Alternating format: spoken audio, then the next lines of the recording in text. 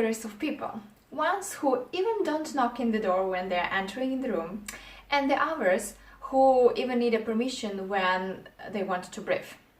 I think you understand these two allegories, that there are people who take everything from this life and achieve their goals being very confident and just going forward, not really caring what others think about them. And there are other people who even are afraid to make a first step and think too much, as I call it, overthink what others think about them, trying to be super nice and fit to everybody's expectations. The truth is that you can't fit everybody's expectations because everybody is so different, so you can't be nice with everybody, and you have to understand who are those people you want to be nice and you want to care, and what are your actually personal values that you care about, because people in your life will come and will leave, but your personal values is something that stays for you, for your character and for you being bold. So if you want to have more success in this life, watch this video. I will give you 3 questions to estimate how confident do you feel about yourself. First, imagine that you are going somewhere to meet somebody important, and you already spent quite a lot of time arranging your costume, your outfit, arranging your hairstyle, if you are a woman, and makeup probably. So if you already know that you look quite good, but just coming into the lobby of the place where you need to meet the important person, you again check it, how do you look?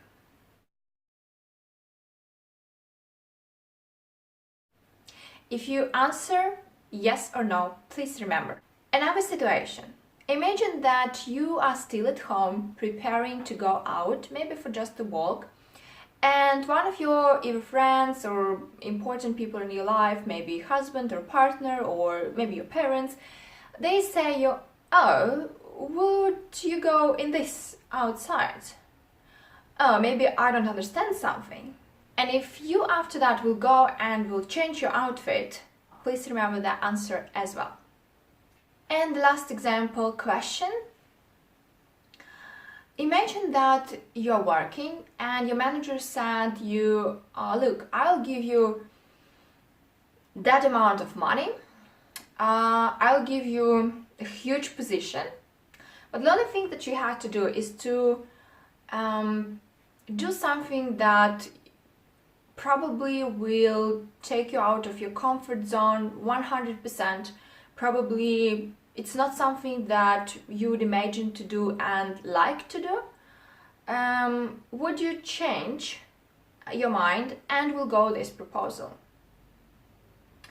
If your answer is also yes, and you already know that it's not something that fits your inner world with your values, let me be clear, it's not something that just take you from the comfort zone, helping you to grow, but it's something that you know that it's not yours, and you know that it doesn't fit your reality in order to grow.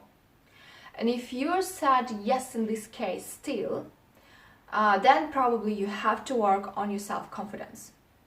And here I would like to present you how. Before the exercises, I'd like you to present 3 factors that influence your self-confidence, because here we'll find the key answers how to actually grow your self-confidence. So first of all, of course, probably most of you know that self-confidence is built based on your family education, based on your relationship with your parents. And it's really important because some, let's say, girls have been growing up as princes and their parents were saying, I know that you can do that. Doesn't matter if you made a mistake, probably your teacher just didn't cut you.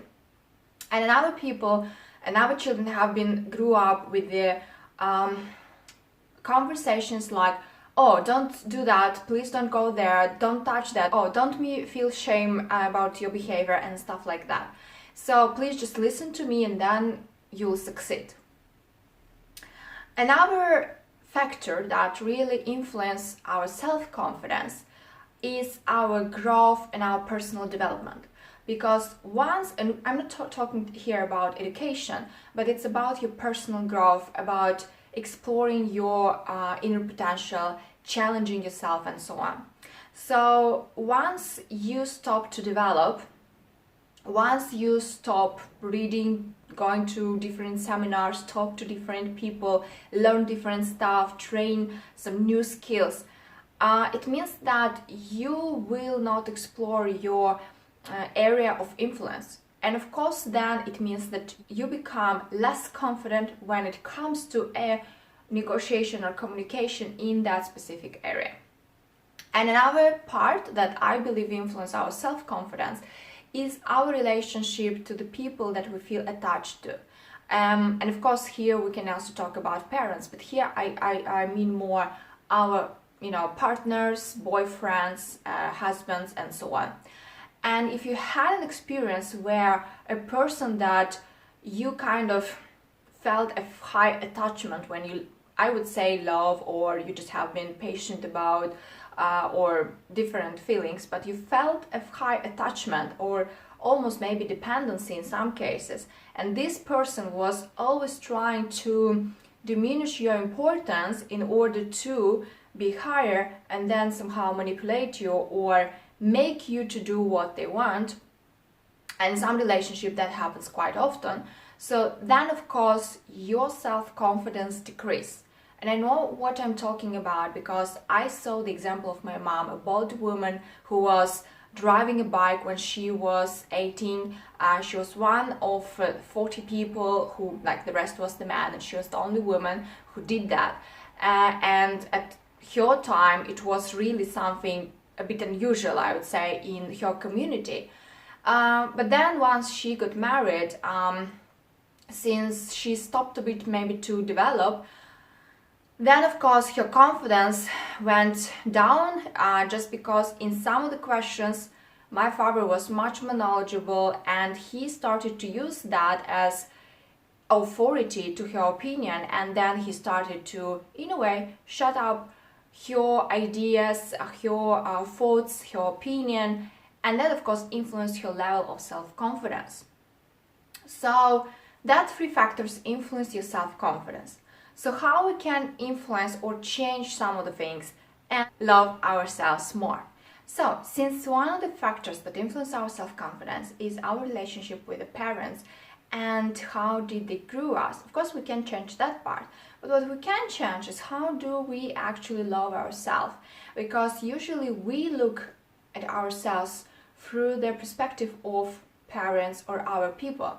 And then what you can do, and this is really powerful, don't underestimate this tip, go to the mirror when you have time, not just only in the morning, but probably in the morning you will need to go there when you brush your teeth.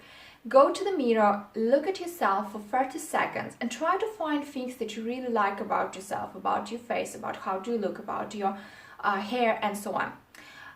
This really helps you to see that you are not consisted just by some negative things and all that criticism. You kind of say shut up to this criticism voice, but you start to feel that actually you have a lot of advantages. You actually look nice and pretty and you can be attractive. And once you feel that you can be attractive, your self-confidence rises up. Another thing that you can also do is make exercises, because then your body will talk to your mind and will say that I am powerful, I can achieve that and nobody can stop me. Another thing that we already understood from the causes what influence our self-confidence is self-development. So once you start to read more, to communicate with people around, even if you are maybe afraid, just go to it, just say hello. And then, a person will kind of support you, will probably ask you a question, even if you have no clue what to talk about. So just communicate and try to explore different fields. Be curious about the things that happens around you. And try to explore new knowledge, new perspectives, because maybe you know quite a lot, but you can explore different perspectives on the same thing. And of course, try new exercises, new techniques. For example, techniques we already taught. Try them if you never did that before. So, the third part about our relationship. How to not to be dependent on others' people's opinion. This is very, very powerful. So, First of all, you have to understand yourself better. Who are you? This is, I know, that very philosophical question, but you have to answer to yourself, at least draft some kind of image and profile. Who are you and what do you want in this life? If you never did that, so that's the right time to start with. So try to write down few important things in your life that you think about yourself. Who are you and what do you want?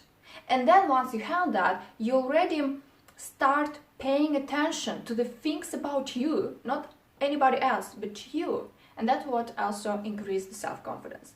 And another thing that I recommend to my clients is, and this is really powerful, how to live by your values, because the values will always be with you and they do not depend on other people.